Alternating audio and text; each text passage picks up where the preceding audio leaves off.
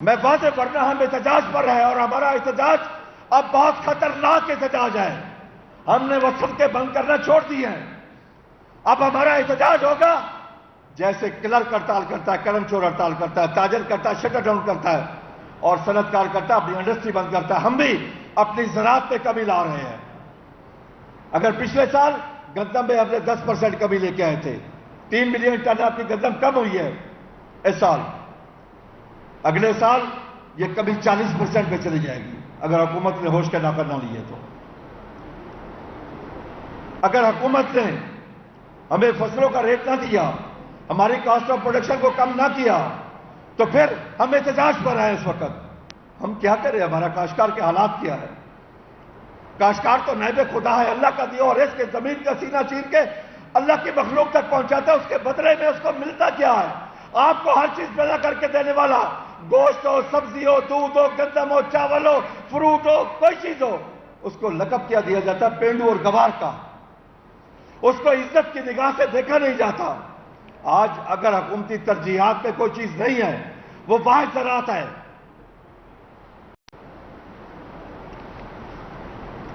آج پاکستان کی معیشت کی خاطر, پاکستان کی فوڈ سیکورٹی کی خاطر میں آج ہاتھ جوڑ کے فیلڈ مارشل سے اپیل کرتا ہوں کہ خدا کے لیے ایک جنگ آپ نے جیتی ہے بھارت کے خلاف, اب یہ پاکستان میں جنگ ہے, زراعت کی جنگ ہے, یہ بھی آپ آ کے جیتے. آئیں اس میں انٹروین کریں. ہم مجبور ہو کے ان سے اپیل کر رہے ہیں, خدا کی قسم ہم مجبور ہو کے کر رہے ہیں. میں لا الہ الا اللہ محمد رسول اللہ کلمہ بھر کے کہہ رہا ہوں کہ ہم مجبور ہو چکے ہیں. اب ہمیں نقصان ہی نقصان نظر آ رہا ہے. کبھی کسی حکمران نے آ کے یہ دلاسا نہیں دیا, یہ ہمیں آ کے بتایا نہیں ہے کہ کاشتکاروں کو نقصان ہوا ہے, ہم آپ کے ساتھ کھڑے ہیں. آ کے اناؤنس کیا جاتا ہم ٹریکٹر دے رہے ہیں, فلان دے رہے ہیں, فلان. کل بھی ایک میٹنگ ہوئی ہے کہ ہم 20 ارب روپے سبسڈی دیں گے.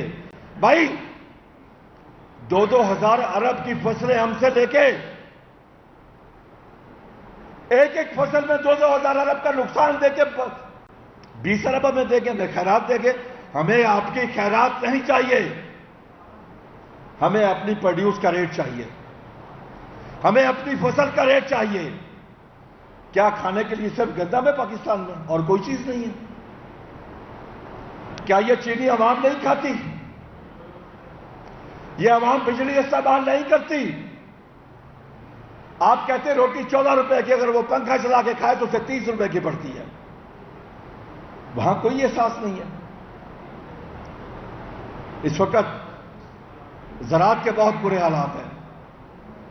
میں حلفاً کہہ رہا ہوں, کاشتکار کے نہ گھر کے حالات اچھے, نہ کھیت کے حالات اچھے, نہ بچوں کی تعلیم کے حالات اچھے, نہ اس کی صحت کے حالات اچھے. وہ آپ کے لیے سال کے 365 دن کام کرتا ہے. 365 دن. کیا جب وہ بیمار ہوتا ہے اسے کوئی ہے ترجیحات؟ کیا کبھی سنا کہ کسان کا کہیں کوٹا ہو؟ اب کل ہی ایک اسلام آباد میں میٹنگ ہوئی ہے کہ باہر کی سویا بین GMO امپورٹ کیا جائے. ہمیں کوئی اعتراض نہیں, آپ امپورٹ کریں. ہمیں بھی تو GMO کاشت کرنے کی پھر اجازت دینا. ایک امریکن کاشتکار تو یہاں کے GMO سویا بین اپنا سیل کر سکے, لیکن پاکستانی کاشتکار سویا بین GMO کاشت نہیں کر سکتا, اس کے اوپر پابندی ہے. یہ ناروا سلوک پاکستانی کاشتکار کے ساتھ کیوں ہے؟ یہ ملک تو ہمارا ہے,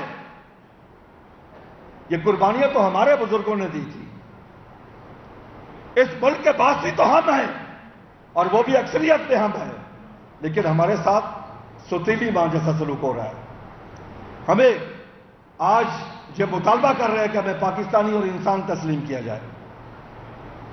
ہمیں وہ حقوق دیے جائے جو سب کو ملتے ہیں. حقوق ہر آدمی اپنی فصل کا, اپنی پروڈیوس کا ریٹ طے کرتا ہے. کاشتکار ہے جو اپنا ریٹ طے نہیں کر سکتا. ایک موچی جوتا بناتا ہے, وہ ریٹ طے کرتا ہے. ایک ٹیکسٹائل مل والا کپڑا بناتا ہے, وہ اپنا ریٹ طے کرتا ہے. چینی والا اپنا ریٹ طے کرتا ہے. ہر ایک اپنا ریٹ طے کرتا ہے, سوائے کاشتکار. وہ مظلوم ہے کہ اپنی فصل کا, اپنی 6 ماہ کی محنت کا اپنا وہ ریٹ طے نہیں کر سکتا.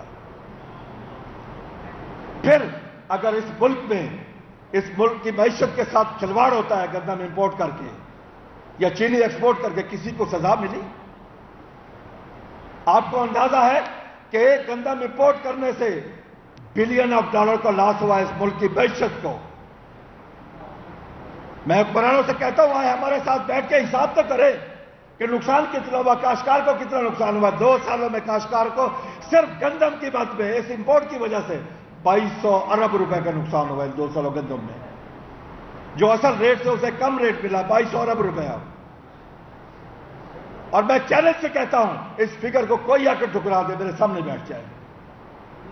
ہماری کاسٹ آف پروڈکشن خود نکالی پچھلے سال 3410 روپے, پھر ایک نوٹیفیکیشن جاری کر دیا کہ آپ 2600 سے لے کے 2700 سے اوپر مختلف اضلاع کے ریٹ فکس کیے, 2600 2700 کے درمیان.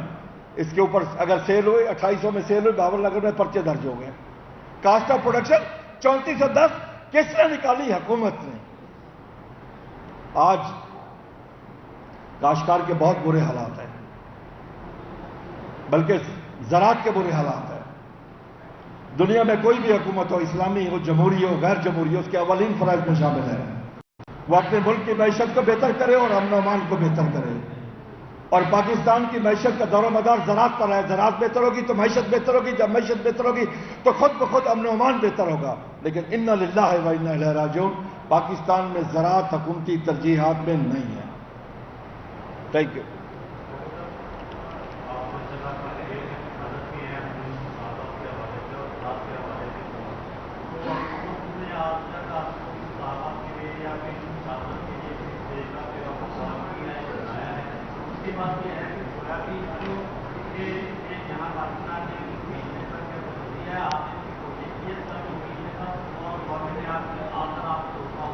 دیکھیں جی, سویابین جی ایم او کاشت کرنے پہ پابندی ہے, لیکن کل کی میٹنگ میں جو بات چیت ہوئی ہے اس میں یہ ہے کہ جی ایم او باہر سے امپورٹ کی اجازت دی جائے. پہلے G M O soybean import کی اجازت نہیں تھی, لیکن چوری چھپے وہ بھی آ رہا تھا اس وقت بھی, لیکن اب باقاعدہ اجازت دی جا رہی ہے. ہم کہتے ہیں دیں اجازت, پھر ہمیں کاشت کرنے کی بھی اجازت دیں.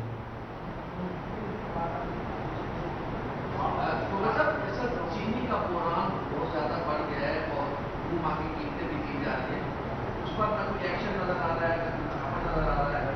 کسان اگر اپنی کسی فصل کی قیمت لگانے کا مطالبہ کرتا ہے تو تاریخ بھی ہوتی ہے, چمڑی بھی ہوتے ہیں, علاج کرتا ہے. اس کی ہے چینی کی ملیں. دیکھیں میں آپ کو عرض کروں, میں نے پہلے بات کی ہے کہ ہمیں پاکستانی اور انسان تسلیم نہیں کیا جاتا.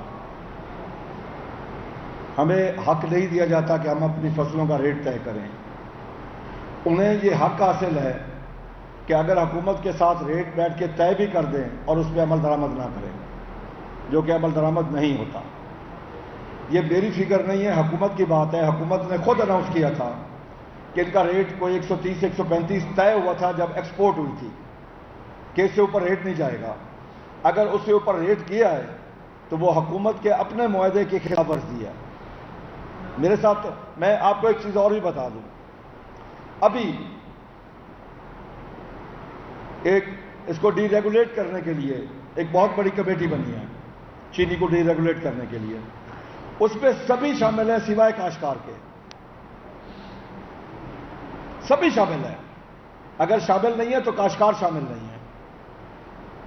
ایک آپ نے جب سے یہ چیف منسٹر صاحبہ نے عہدہ سنبھالا ہے کبھی سنا کہ کاشتکاروں کا وفد ان سے ملا ہو؟ ایک دفعہ بھی مجھے بتا دیں کہ کاشتکاروں کا کوئی وفد آ کے ان سے ملا ہو.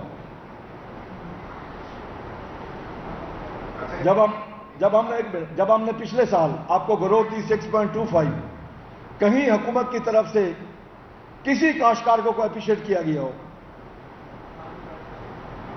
اور اس دفعہ وہی -13.5 بنتی ہے جی ایگریکلچر کی مائنس میں گروتھ. جی سر.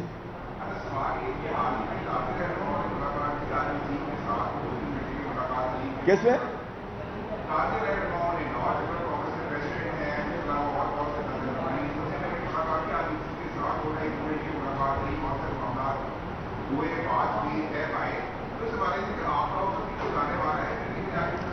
دیکھیں جی, ابھی تک تو ہمارا کوئی وفد نہیں جا رہا, لیکن آج آپ کے اس پلیٹ فارم سے ہم فیلڈ مارشل لیفٹیننٹ جنرل سید آصف منیر سے گزارش کرتے ہیں کہ وہ ہم کاشتکاروں کو بھی ٹائم دیں. آپ نے کہا کہ آپ عالمی چیز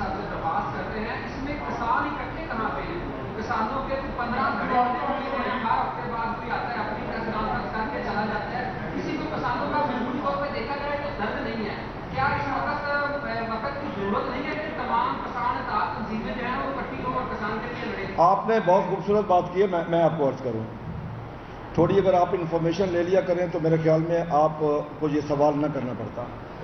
کسانوں کے نام سے بہت ساری پولیٹیکل تنظیمیں ہیں، سیاسی پارٹی رجسٹرڈ ہیں، پولیٹیکل پارٹیاں. تو جن لوگوں نے اپنی سیاست پالیٹکس کرنی ہوتی ہے وہ آ کے کرتے ہیں، تو حق ہے ہر کسی کے لیے وہ آ کے کرے، لیکن ہمارا سیاست سے دور دور تک کوئی تعلق نہیں ہے. میں آپ کو بتاتا چلوں، میں 92 سے کاشتکاری کر رہا ہوں. 92 سے میں بڑا ذمہ دار نہیں ہوں، لیکن کاشتکاری میں لیز پہ لے کے لارج اسکیل پہ کرتا ہوں. میرا زراعت کے علاوہ اور کوئی کاروبار نہیں ہے، یعنی کہ میرے اپنے پیٹ کا درد ہے زراعت. اور الحمدللہ پورے پاکستان سے لوگ میرا فارم دیکھنے کے لیے بھی آتے ہیں.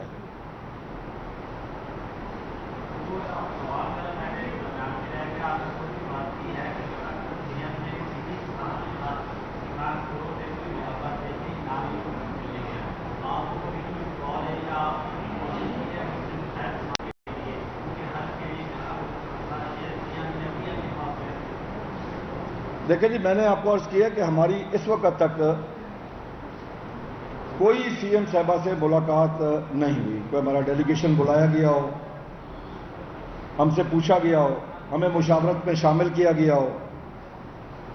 حتیٰ کہ پنجاب ایگریکلچر کمیشن بنا ہے کہ کمیشن سے وہ ملاقات کر رہے ہیں. کمیشن میں بہت سارے اچھے فارمر ہیں، بہت اچھے کاشتکار ہیں. اس میں وہ تنظیمی نہیں ہے، یعنی کہ وہ یہ نہیں ہے کہ کسی وہ پولیٹیکل پارٹی سے ہیں یا کسی کاشتکار تنظیم سے ہیں، اچھے کاشتکار ہیں. میں یہ چاہتا ہوں کہ حکومت اچھے فارمر کو بلائے، اچھے کاشتکاروں کو بلائے، ان سے تجاویز لے. ہماری حکومت لوگوں سے بات ہوتی رہتی ہے، ہم نے ان سے کہا کہ کسان کہہ رہے ہیں کہ ہم کاشتکاری شامل کر دیں گے، کاشتکاری چھوڑ دیں گے. تو انہوں نے کہا کہ پریشان نہ ہو، اس کو کاشتکاری کریں گے تو کھائیں گے کہاں سے؟ تو پریشان نہ ہو، اس کے علاوہ کوئی کام نہیں آتا. وہ کس بات پہ ہو گئے ہیں؟ اب ان سے یہی سوال کر لیں. میں نے ابھی فگر آپ کے سامنے رکھے ہیں کہ ایکسپورٹ میں اتنی کمی آئی ہے اور امپورٹ میں اتنا اضافہ ہوا ہے. یہ کس کی وجہ سے ہے؟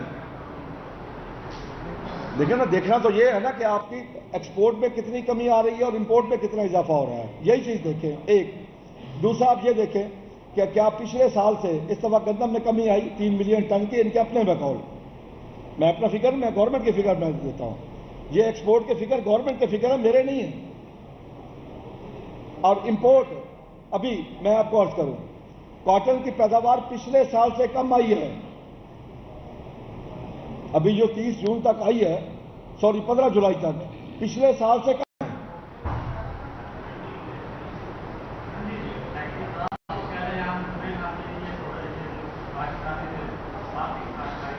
جی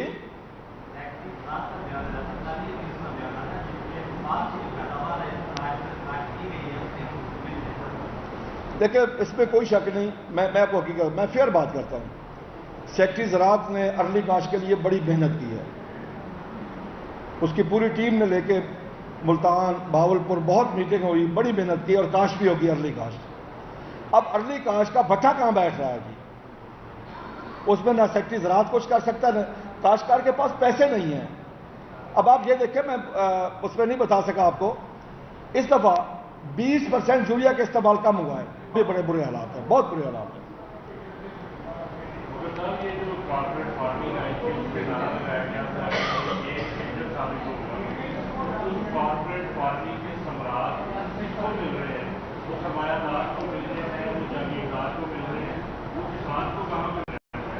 دیکھیں سر، میں یہ سمجھتا ہوں کہ وہ اس ملک کے لیے کچھ چیزیں بہت ضروری ہے. غیر آباد رقبوں کو آباد کرنا انتہائی ضروری ہے، کیونکہ جس ریشو سے ہم اپنی آبادی بڑھا رہے ہیں، اگر اپنے غیر آباد رقبے ہم آباد نہیں کریں گے تو ہم فوڈ سیکورٹی میں کبھی بھی کامیاب نہیں ہوں گے. وہ ایک اچھا منصوبہ ہے، لیکن ہمارے ہاں لوگ یہ سمجھتے ہیں کہ یہ 1-2 سال میں ہو جائے گا، اس پہ ٹائم لگے گا. میں وہاں پہ گیا ہوں جی، یہ بھی میں آپ کو بتا دوں. جو رقبہ آج سے 3 سال پہلے وہاں غیر آباد تھا، وہاں میں نے جا کے لشکرین دیکھا ہے. وہاں پہ اس وقت سب سے اچھی کپاس وہاں پہ ہے جی. سب سے کم سپرے وہاں پہ ہوئے ہیں اس ایریے میں، کیونکہ وہاں پہ اور فصلیں نہیں ہیں. وہاں اگر آپ کپاس کو لے جائیں، آپ کو زوننگ کرنے کی ضرورت نہیں ہے، کیونکہ وہاں پہ کوئی اور فصل آپ کاشت نہیں کر سکتے. اب وہاں پہ مسئلہ کیا بنا اس وقت؟ جو مسئلہ ہے وہاں پہ جو نہریں بن رہی تھی، ان نہروں کا بننا وہاں کے لیے انتہائی ضروری ہے. لیکن بدقسمتی سے ہمارے پنجاب کا وہ مقدمہ پیش نہیں کیا جاتا جو سندھ والے اپنا مقدمہ پیش کرتے ہیں. سندھ والے ہر سال گرمیوں میں پانی کی کمی. کبھی پنجاب والوں نے سوچا کہ ہمارے ساتھ کیا ہو رہا ہے. ہمیں ملتا ہے تقریباً کوئی 2.5 کیوسیک پر 1000 ایکڑ پانی, نہری جو ہمارا سالانہ نہر ہے اس میں, اور ہماری ششمائی نہروں میں 3.5 کیوسیک پر 1000 ایکڑ ہے. اور سندھ کے کاشتکار کو 8 سے لے کے 14 کیوسیک تک پانی ملتا, پھر بھی وہ کہتے ہیں پانی. انہوں نے اپنے رقبے کو سین کروا لیا ہے. پنجاب نے اپنے حصے کا پانی ان کو دیا اس لیے کہ ہمارا پانی میٹھا تھا اور ان کا کڑوا تھا. چاہیے تو یہ تھا کہ وہ ہماری پمپیں کاسٹ پے کرتے, ہمارا بجلی کا بل وہ ادا کرتے, یہ وفاق ادا کرتی, اور ہر سال وہ شور بھی ساتھ میں جاتے ہیں.